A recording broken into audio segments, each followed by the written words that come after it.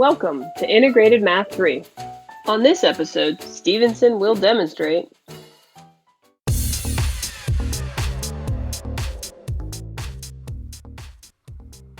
Here's another opportunity for us to build our equation solving skills. So here is an equation. Now this is still considered a radical equation because there is a radical function in there, but notice there's another variable. However, it's not a radical. So we're going to approach this a little bit differently than what we've been doing. What we still want to do is we still want the radical isolated by itself, because then we can still apply a power to both sides and thus simplify out the radical. So in this particular case, what I'm going to do is I'm going to move the radical to the right side. That way it's positive. But then I'm going to take this 2, I'm going to move it to the left side. So I'm going to use inverse operations. So I'm going to add radical x to the right and subtract 2 to the left.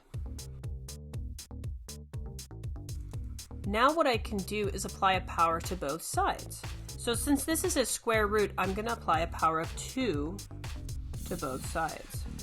Now on the right side, I can see this power of 2 will simplify out with the square root. Now on the left though, I'm going to have to actually distribute this out.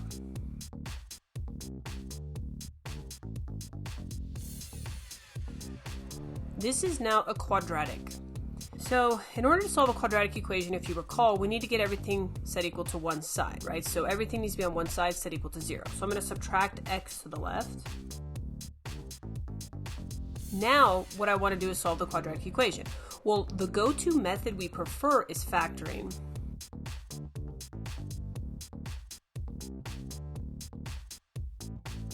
I get 1 and 4. But remember, we have to check.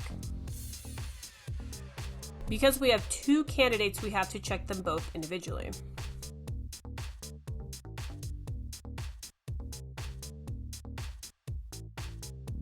I can see now x equals 1 fails. This is not a true statement.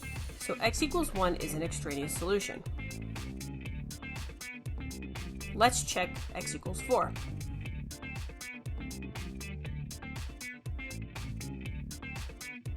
X equals 4 passes. This is a true statement. So this means 4 is the only solution. Let's look at another example where we have variables that are inside and outside the radical.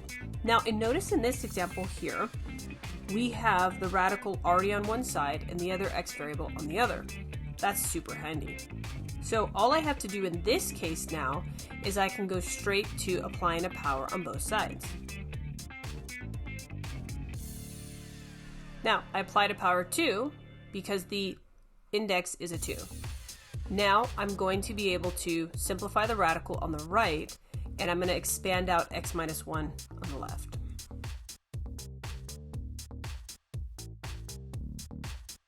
Now again, this is a quadratic, so our goal is to get all the terms to one side. We want it set equal to 0. Now, I don't need to use any fancy techniques here. I'm going to use the GCF and then the zero product property to find my values. So again, I have 2 candidates here. I have 0 and I have 3. So I have to check them individually back into my original equation.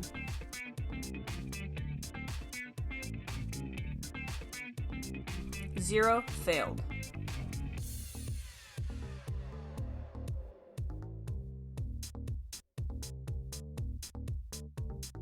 X equals 3 passed. So this means the only solution to this radical equation is 3.